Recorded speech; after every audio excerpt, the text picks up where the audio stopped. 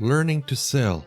It sounds so simple, but it's one of those things that's surprisingly hard to explain and even harder to teach without just getting out on the water. Today's episode is a bit different. I sat down with my friend Pete. He's 80 years young and has been sailing for 60 plus years to unpack how people actually learn this craft. And stick around to the end because I've put together something extra for you, a little companion that might just change how you approach your own learning.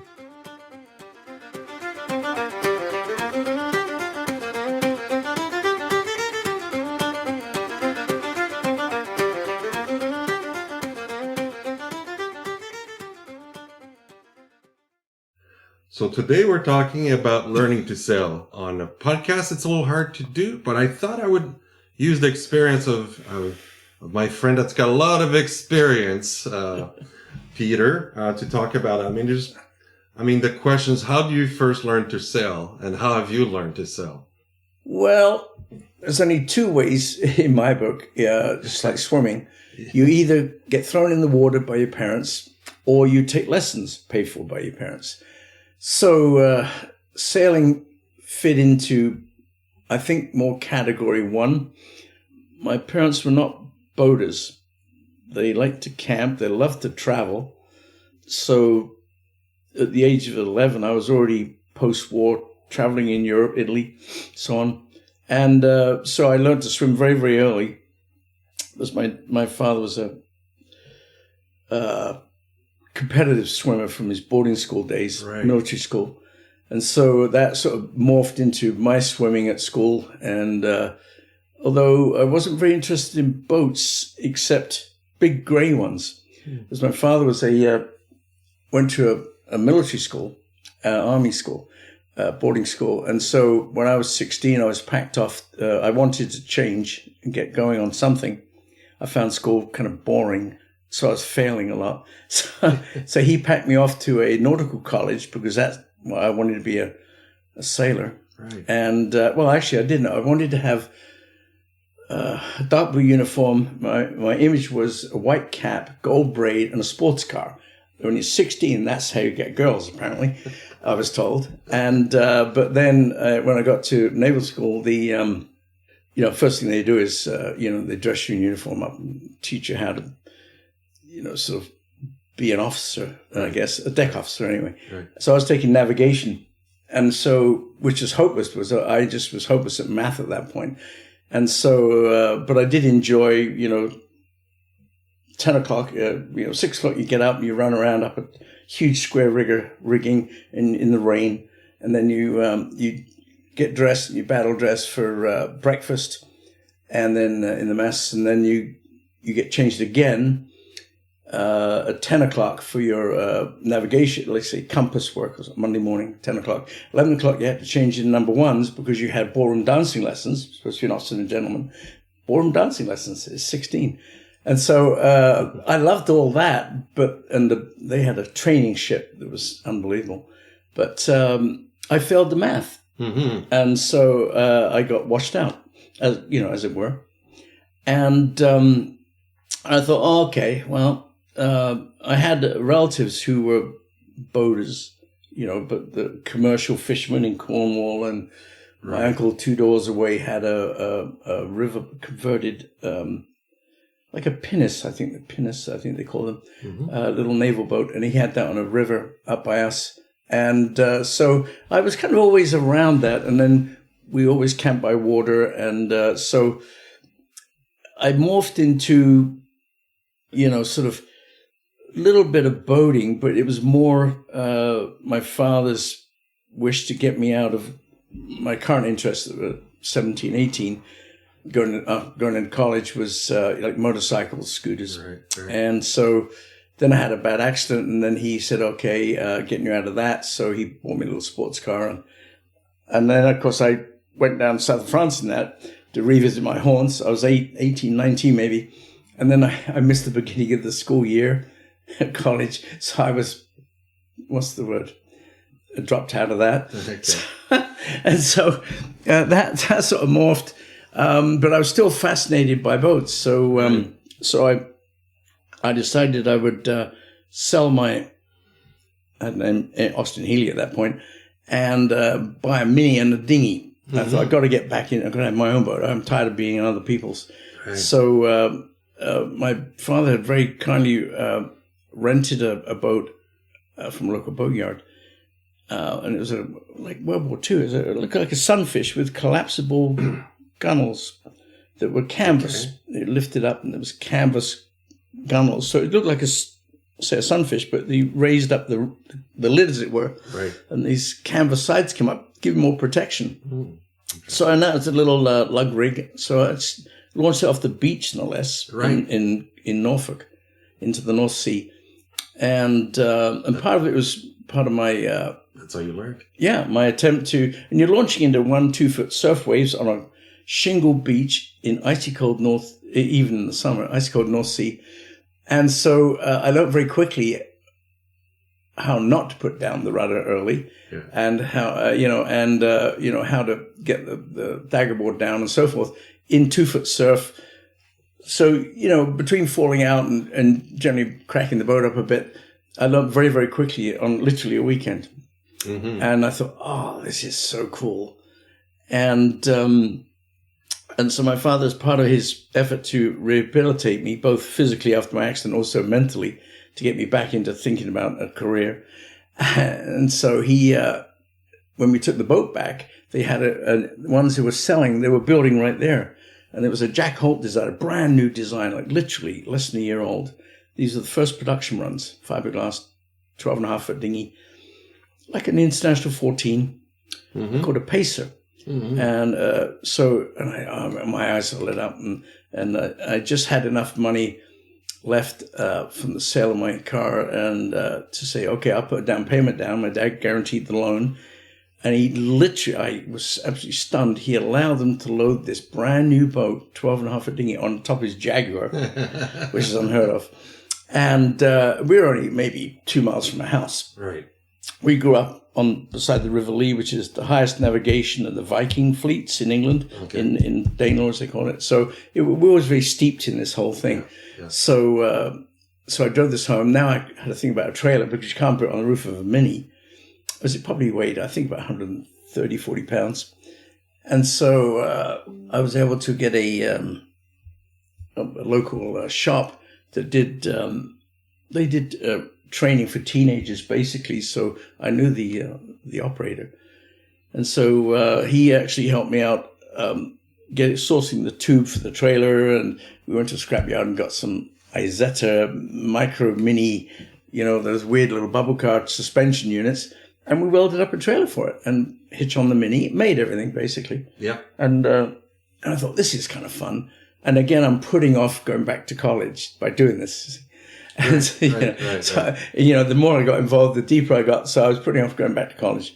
And there's my brother's at university, and there's a lot of peer pressure, obviously, and parental pressure. And so I got that organized. And then, so now I had the boat, and I think it was September, and I had everything ready, hitched up the Mini, away I go. And I'm just crackerjack at this point. And so I joined the local yacht club, sailing club, and start sailing around and getting to know the boat quite well. So what boats were you sailing that? And we're sailing against Enterprises, Wayfarers, the boats of the era, mid-60s. Yeah. Yes. And this was a brand new design, but more like a Enterprise than a Wayfarer. So you think of a, sort of traditional English dinghy, GP14s. No foredeck, is much more modern than that. So I found that I could outsail everybody. And by the end of the year, I got the points prize, the youth points prize, because I was still obviously underage. And I thought, oh yeah, I found my niche. Right. And we were sailing on the upper reaches of the river on a flooded gravel pit, basically. Mm-hmm. And it was very, very English. One of the helpers, instructors, was a girl who lived on board a landing craft. It was all very English. And so it still is in a lot of ways there. And, the pub, where we hung out. Mm-hmm. So then I got a kayak to do the river bit. Again, a military thing that weighed 200 pounds. And so And then I thought, oh, okay, now it's September and I'm doing really well. I'm really happy. Oh, now if I can just put off college, university another year, I have it made. So I went down for they had the nationals for this class. The first annual nationals was the end of September. Right. And I thought, okay. And so there was a really big deal in some lake somewhere, I forget where it was. And so I towed my boat there. And I got my girlfriend with me, and I just say I'm a hot guy. I'm the local, hero. I'm the local teenage, sailing hero. And got me. I was just a cool guy. Yeah. And so mini with a sunroof, and I launched a boat, and I'm getting rigged up. We set up, and we start. We make the start. And I'm of course middle of the pack, at least maybe less than middle of the pack. There was probably, I don't know, 20 boats there. Still a new class. And I get round to the first lap, as it were, around the marks.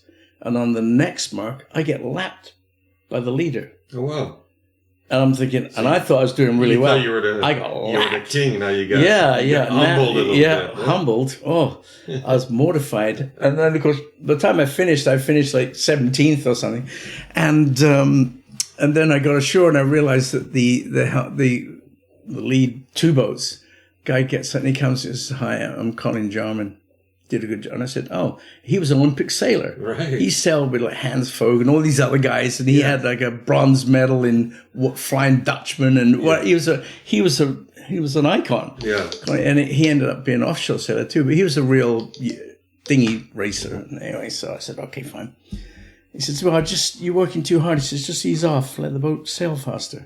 Because I was trimming every second of the way. So that's part of it, I guess. Yeah, so I learned that day that don't over trim. Just ease the boat, let the boat get its head, and trade boat speed for height. Because I was trying to outpoint everybody. And he says, "You're in the wrong boat. Like if you're in a 6 meter, it's a different story. Then you can try to point. Yeah." And I actually ended up buying a 6 meter for that very reason. And so, because you like to point high. Yeah, I like to point at anybody else. Well, they'll point at 37 degrees apparent. It's just amazing things. Wow. So, but you got a boat that's 36 feet long, 6 feet wide, 6 feet deep. So it's going to point, right? Right. So, so that got me on. Would you say it's always a journey? And each time you learn something by your mistakes or your losses, in my case. And I thought, obviously, racing's not for me.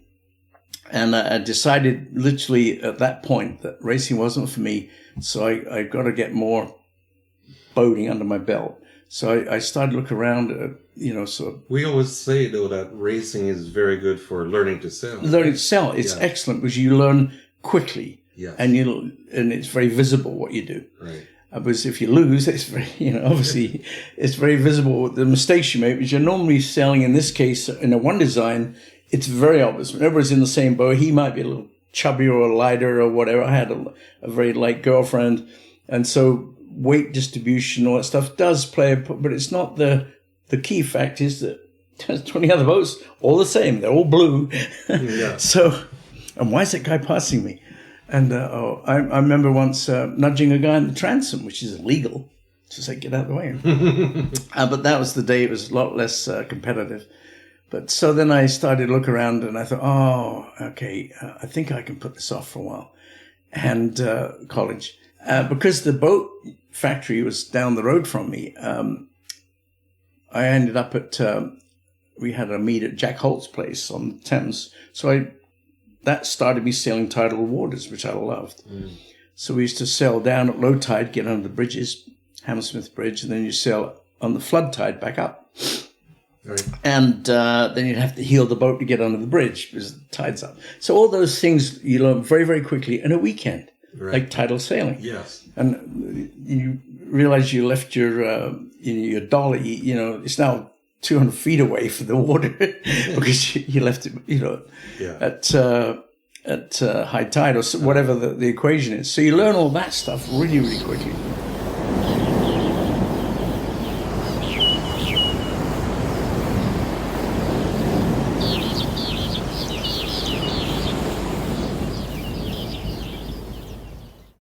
I have some questions from, some small questions. We could just go through that and see what you think. What scares beginners unnecessarily? Tippy boats. Tippy boats, yes. Not having confidence in the boat.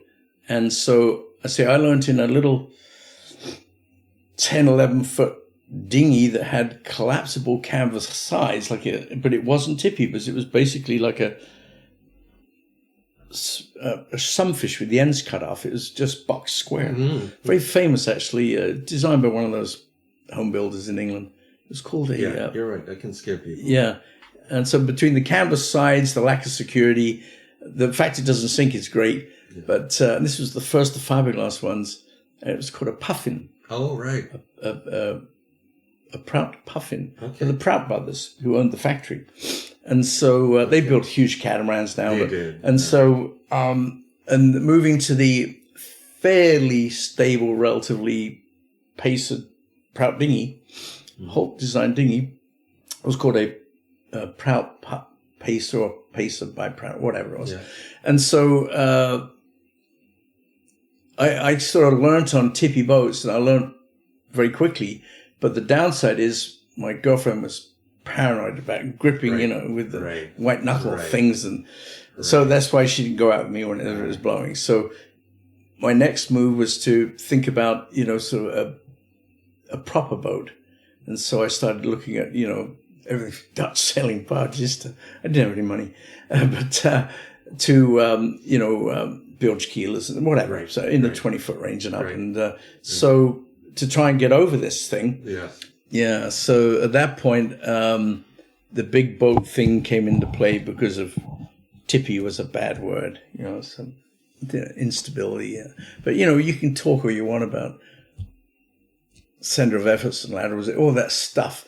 But when somebody gets to them and go, like that, I had vertigo a week ago, so I understand totally where they're coming from.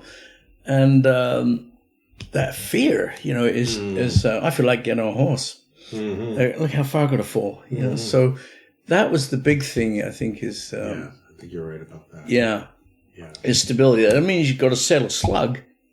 Then it's discouraging. It's like learning to drive on a racetrack, driving a minivan. It doesn't make... You need something that's got a bit of sparkle, but it's also very, I'm thinking of modern boats come to mind, like Nautica 16s, even West White Potter I had was tippy relative to what it was, particularly on the foredeck.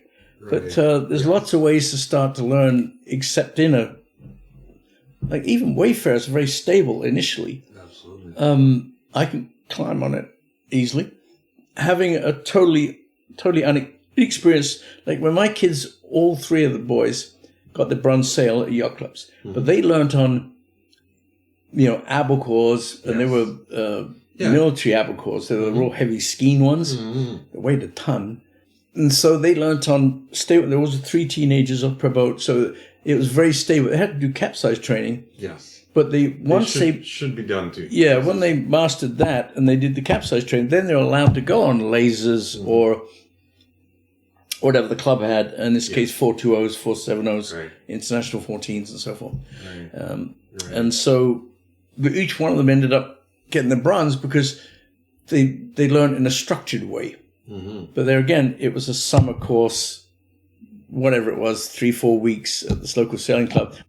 Each has its own benefits. But for me, it was dropping at the deep end style, which is what my dad learned that way at school. Right. And so if we bring that back to people learning to sail today, so we say it's tippy. What do beginners tend to overthink or not think about enough? Well, first you got to not do what I did. Is absolutely the first thing. Is don't think you're exhibiting your skills or you're the center of attention. My wife accused me everything's about me, and which it is basically, but in my world. But the reality is that people are very embarrassed about lack of skills, and you see that with the learning on a computer or a hedge trimming. It doesn't matter what you're doing. If you feel you're not good at it, you kind of hunker down, your head shrinks a bit in the collar, and so you end up not enjoying it. Right. And so getting that balance between fun and curbing the exhibitionism, particularly like in young 13, 14-year-olds at sailing school, is a careful balance, and they mix that fun Yes. with serious stuff, Right. and get them in difficulties, obviously. And so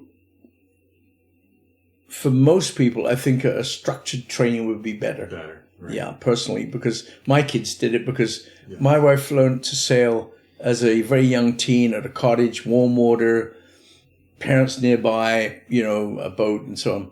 And so on Sunfish, basically. And so she dunked it numerous times, obviously, but she learnt in a more structured way too, because they had a sailing club there and sort of Sunday races and so forth, but cottage country. Mm-hmm. So it was a different dynamic than mine. Mine was the old school English school stuff. Right. So what's the best boat to learn on? Is it a big boat, a small boat, or a stable boat, I guess? Yeah. Like an albacore. In terms of dinghies, the bigger you can get, the better. Yeah. When you look at what was used for sail training, they started with the overweight, as they were called, skein albacores. But the best ones I saw were boats built for, designed specifically for the purpose, which were not Navy whalers. They were awful. But there was I'm thinking the Cygnus with 20-foot centerboard, little cuddy. Right. They were designed for the scouts. Right. Sea Scouts specifically, put 6 of them on it with a senior Ranger Scout, and then 5 other junior, or maybe 4 if they're complete neophytes. You put, a trimmer and a helmsman.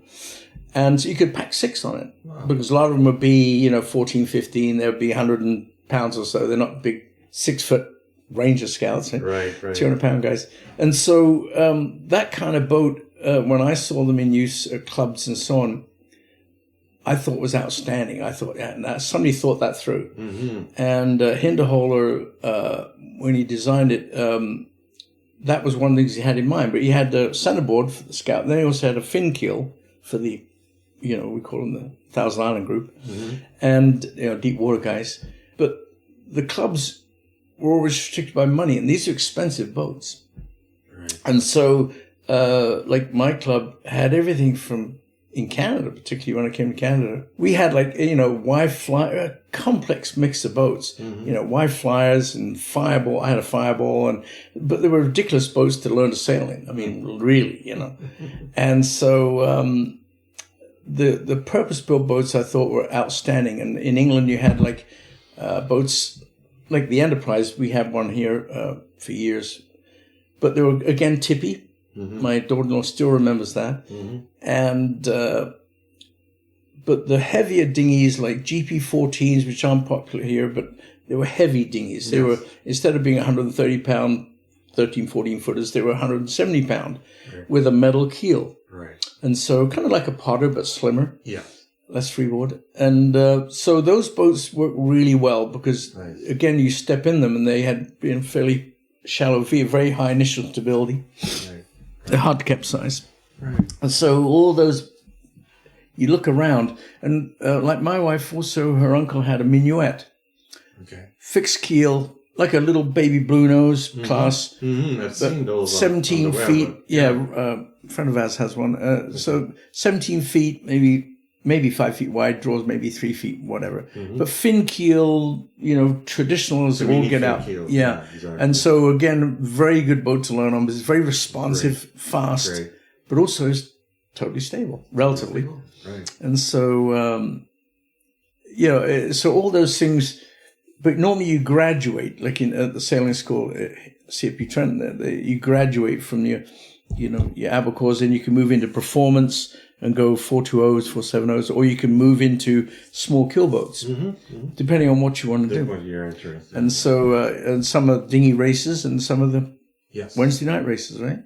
What about weather? What's the best weather to learn in? Not a calm.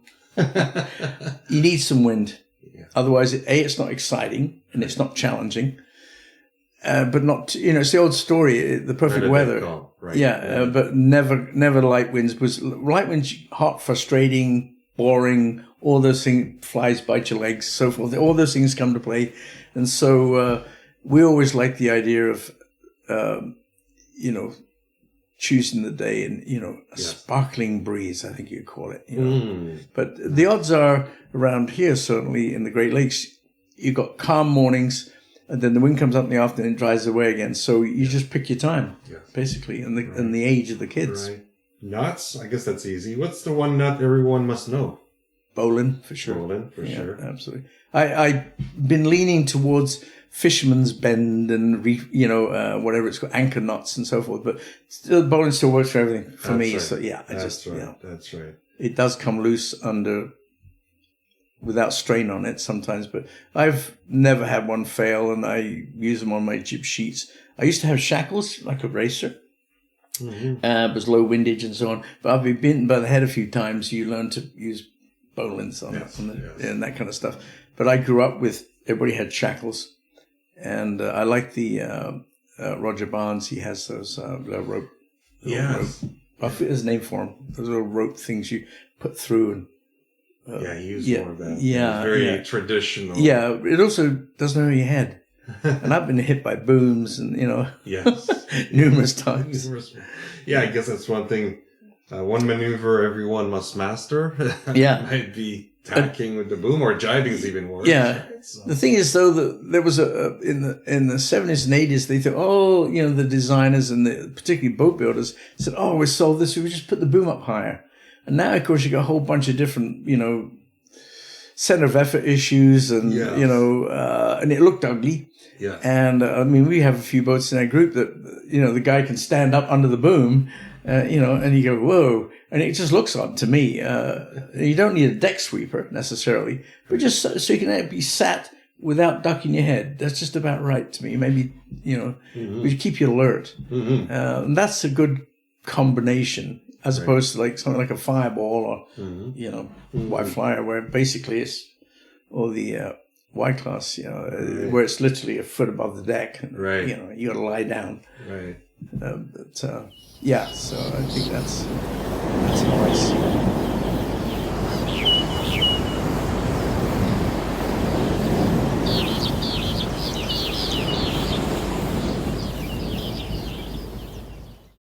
After all these decades in water, what does learning to sail actually teach you about life? A little bit deeper question.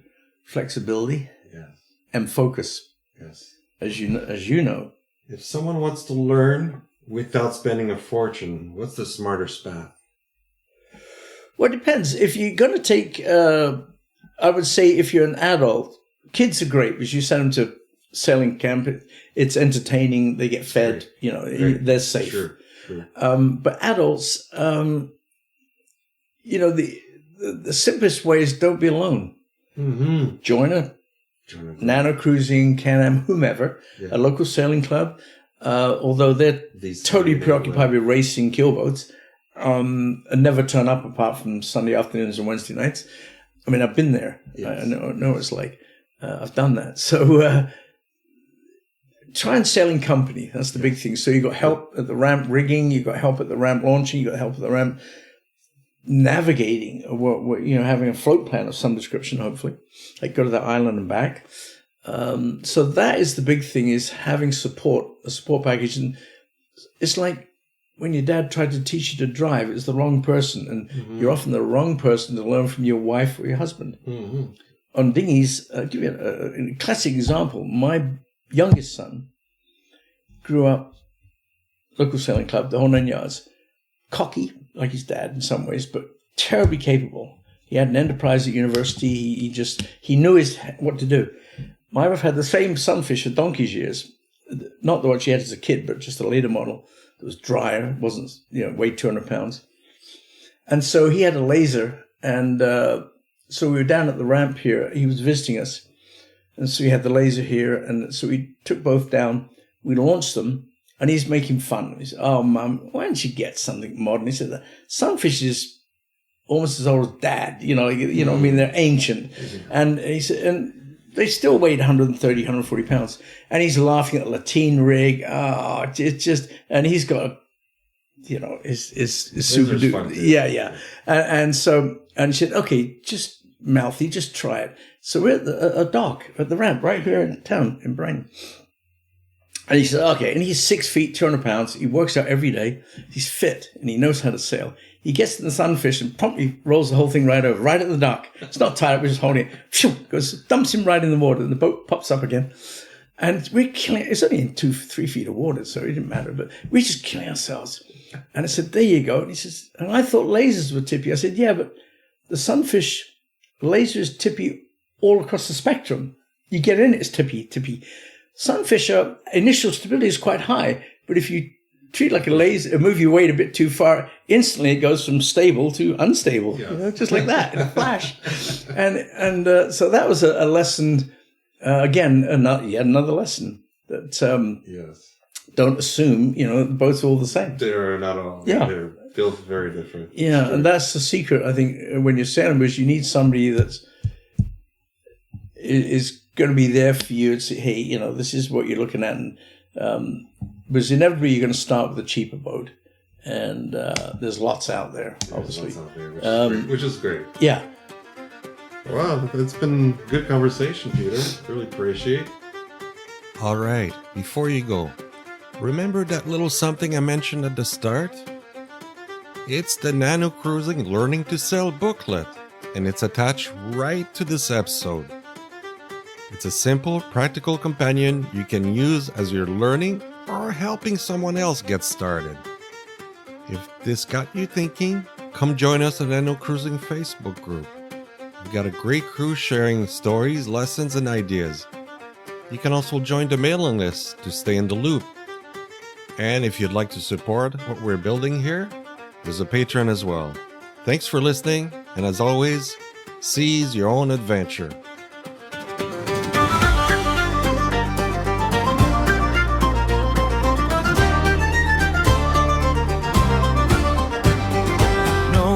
Just humming, no engine roar, just a little boat and an open shore, canvas snapping, the kettle's on, world feels big when the boat feels small. We don't need much, just wind and tide, a chart, a compass, and time to ride.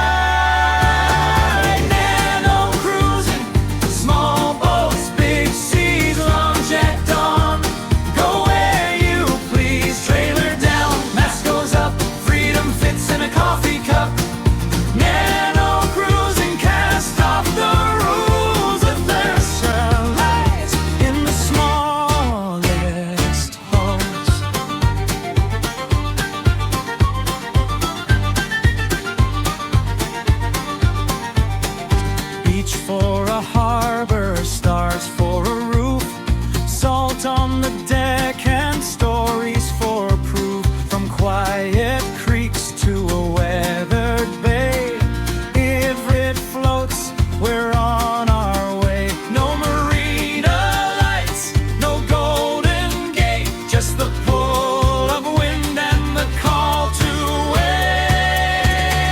Nano Horizon, small boats, big seas, oars and sails, and blistered knees, simple gear, honest miles, every nod earned every smile. Nano Horizon, no place to hide, just you, the boat, and the turning tide. Keel or dagger, lug or gaff, plans go wrong and we laugh. If you can tow it, if you can row, there's a long way left to go. Nano Cruising, small boats, big seas, real adventure, no guarantees. If you've dreamed it, if you dare, there's a ramp somewhere out there. Nano Cruising, come along, pull the trailer, sing the song.